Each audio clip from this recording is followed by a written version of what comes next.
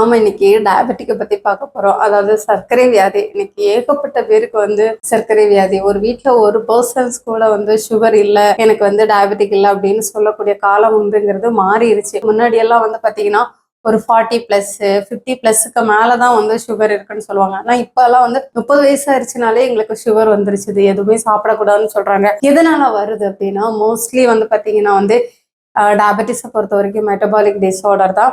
முக்கியமா நம்ம ஃபேமிலியில பேரண்ட்ஸ்க்கு யாருக்காவது இருந்தது அப்படின்னா அது ஒன் ஆஃப் த ரீசன். அதனால வரக்கூடிய வாய்ப்புகள் இருக்கு. ரெண்டாவது விஷயம் அப்படிங்கும் போது நம்ம எடுத்துக்கக்கூடிய வந்து food habits, life style changes, இதனால வர்றதுக்கான வாய்ப்பு இருக்கு. முக்கியமா இன்னைக்கு எல்லாருமே ஒபிசிட்டி அது மெயின் ரீசன். ஏன்னா யாருமே வந்து ஹெல்த்துக்கான ப்ரிஃபரன்ஸ் கொடுக்கறதே கிடையாதுல்ல. வெயிட் வந்து பாத்தீங்கன்னா இப்போ ஒரு ஹைட்டு கேட்ட வெயிட்டுங்கிறது பிஎம்ஐங்கிறது மெயின்டைன் பண்ணணும். பட் அந்த அவேர்னஸ்ங்கிறது எல்லாருக்குமே தெரியும், தெரிஞ்சே பட் அதை வந்து மெயின்டைன் பண்ணாம இருக்கிறது, இது எல்லாம் தான் வந்து ஒன் ஆஃப் த ரீசன் அப்படின்னு சொல்லுவோம். நார்மலா நம்ம ஒரு நாளைக்கு வந்து ஒரு 4 to 5 டைம்ஸ் வந்து யூரின் போவோம். ஆனா டயபெட்டிக் பேஷண்ட்டை பொறுத்த வரைக்கும் வந்து என்ன சொல்லுவாங்கன்னா, நான் 7 டைம்ஸ் எனக்கு அடிக்கடி யூரின் போயிட்டே இருக்கு, தண்ணி குடிச்சா எனக்கு யூரின் போகுது, யூரின் போகும்போது எரிச்சலா இருக்குது, அந்த ஒரு சிம்டம்ஸ் இருக்கும். ரெண்டாவது விஷயம் வந்து எனக்கு தண்ணி தாகம் அதிகமாவே இருக்கு, எனக்கு எப்பவுமே ட்ரைனஸாவே இருக்கு. மூணாவது வந்து பாத்தீங்கன்னா சடனா வந்து பாத்தீங்கன்னா ஒரு வெயிட் லாஸ், நல்லா வெயிட்டா இருப்பாங்க. சடனா வந்து பாத்தீங்கன்னா நான் ஃபுட் எல்லாம் கரெக்டா சாப்பிட்றேன், எந்த இதுவுமே இல்லை, ஆனா எனக்கு வெயிட் மட்டும் ரெடியூஸ் ஆயிருக்கு. இந்த ஒரு 3 சிம்டம்ஸ் உங்களுக்கு கண்டினியூஸா இருக்குன்னா நீங்க ஃபர்ஸ்ட் போயிட்டு வந்து சுகர் வேல்யூ செக் பண்ணி பாருங்க. நார்மலா இப்போ ஒரு ஃபாஸ்டிங் பிளட் சுகர் எடுக்கிறீங்கன்னா 80 to 110 வரைக்கும் நார்மலா இருக்கலாம். பட் அபவ் 110க்கு மேல போகுதுனாலே அது வந்து நார்மல் கிடையாது.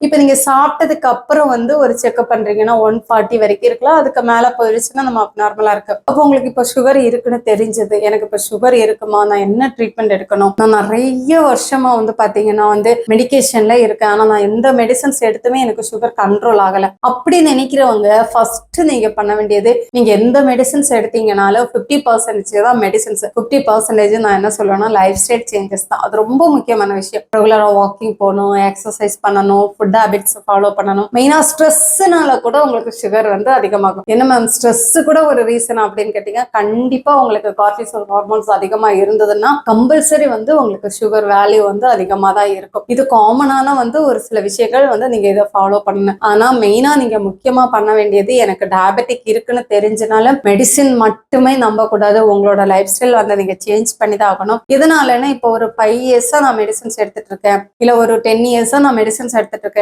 அவங்களுக்கு அடுத்த லெவல் அப்படின் போது டயபெட்டிக்னால வரக்கூடிய காம்ப்ளிகேஷன் சொல்லுவாங்க. டயபெட்டிக் நியூரோபதி, உங்களோட நர்வஸ் சிஸ்டம் ஃபுல்லா வந்து பாத்தீங்கன்னா வந்து வீக் ஆக ஆரம்பிச்சிடும். அப்போ உங்களுக்கு என்ன ஆகும்னா, இப்போ கால் வந்து பாத்தீங்கன்னா மதன்னு இருக்கும். ஒரு செப்பல் போட்டீங்கன்னா ஒரு செப்பல் போட்ட சென்சேஷனே இருக்காது. எனக்கு கால்ல உணர்வே இல்லை, பாதம் வந்து ரொம்ப எரிச்சலா இருக்கு.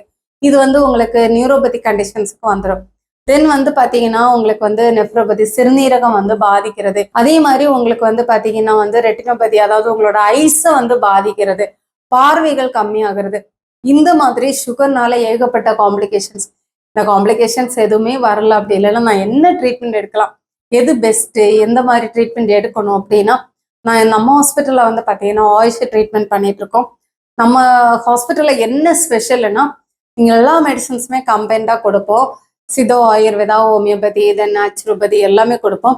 முக்கியமா டயட்டு, நீங்க என்ன ஃபுட் எடுத்துக்கணும், கார்போஸை ரொம்ப கம்மி பண்ணணும், கொஞ்சம் ப்ரோட்டீன் அதிகமா எடுத்துக்கணும், பிசிக்கல் ஆக்டிவிட்டி அந்த அளவுக்கு எடுத்துக்கணும். நாங்க அதுக்கான டயட் சார்ட்டே வந்து பேஷண்ட்ஸுக்கு நீங்க எப்படி சாப்பிடணுங்கிற மாதிரி டயட் சார்ட் ரெடி பண்ணி நாங்க கண்டிப்பா வந்து உங்களுக்கு கொடுத்துருவோம். அந்த டயட் நீங்க ஃபாலோ பண்ணும்போதே உங்களுக்கு அவ்வளோ ஒரு டிஃபரன்ஸ் தெரியும். அதே மாதிரி டயபெட்டிக்கை பொறுத்த வரைக்கும் நல்லாவே வந்து உங்களுக்கு சுகர் கண்ட்ரோல் ஆகும். அது மட்டும் இல்லாம நம்ம ஸ்பெசிபிக்கா இப்ப டயபெட்டிஸ்க்காக வந்து பாத்தீங்கன்னா நிறைய பேருக்கு இந்த பாத எரிச்சல், அதே மாதிரி பாதத்துல வந்து எனக்கு உணர்வே இல்லை, இந்த மாதிரி சொல்றவங்களுக்கு ஃபுட் ரிஃப்ளெக்ஸாலஜி, தென் அக்குபஞ்சர், தென் ஃபுட் பாத்து, தென் வந்து பஞ்சகர்மா ட்ரீட்மெண்ட்ஸ், இந்த மாதிரி நிறைய ட்ரீட்மெண்ட். ஸ்பெசிஃபிக்கா நாங்க என்ன பண்றோம்னா டிசீஸ் வைஸா யோகா டீச் பண்றோம். மெயினா நாங்க இங்க என்ன பண்ணோம் அப்படின்னா உங்களோட லைஃப் ஸ்டைல் சேஞ்சஸ் தான் மெயினா வந்து ஃபோக்கஸ் பண்ணி அதை தான் நாங்க மாத்துவோம். நாங்க டீச் பண்றதுலேயே வந்து பாத்தீங்கன்னா உங்களுக்கு அவ்வளோ சேஞ்சஸ் தெரியும், நிறைய மாற்றங்கள் தெரியும். நீங்களே உங்க ஃபீட்பேக்கை வந்து நீங்க எங்களுக்கே சொல்லுவீங்க.